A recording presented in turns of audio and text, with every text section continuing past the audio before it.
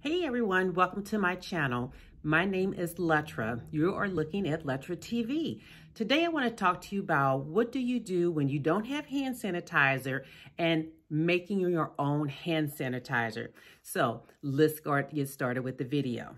What I do, because you know, our family, we kind of run through hand sanitizer, and when you don't have any, because I went to the store today, they were out. You know, there is a virus going on right now and it's keeping people from buying hand sanitizer because they're just running off the shelf like in clockwork.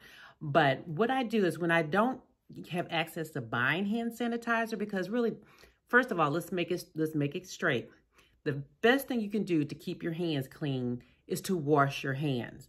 But in the same breath, when you're out pumping gas or you're touching money or just any other surfaces, you need to be able, if you don't have access to washing your hands, you need to be able to hand sanitize your hands. And one of the things that I have learned, you know, I kind of picked up on, because, you know, as a mom, you kind of learn how to do things yourself. When things are not available to you, you have to have a plan B.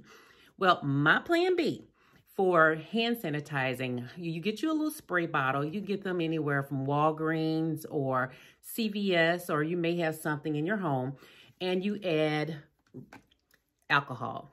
They say in order to kill germs and viruses, it needs to be at least 60%. As you see, I'm going for broke. I'm going with the 91%.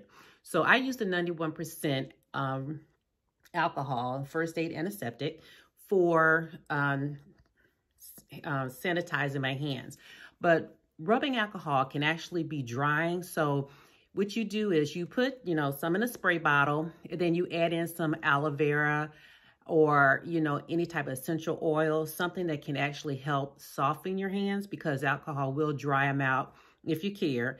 But if you need just a quick shot of it, you know, you just use, you know, just put in the spray pump, spray your hands, rub it on your hands. And I always tell people, what people forget to do is when you wash your hands, ladies and gentlemen, clean underneath your nails. Because I remember looking at Dr. Oz show one day and they were swabbing people. You know, hands are clean, but when they went up under the nail, that's where they found a lot of germs and viruses that are hanging out up underneath their nails. And I know it's easy to, you know, you think to wash your hands, but you have to take your other fingernails and just go up under there and while the water's running to get up under those nails and clean them. So thank you for looking at my video. Hit me with a like, subscribe to my channel, and please keep washing your hands. But when you can't, make sure you sanitize. Have a good one.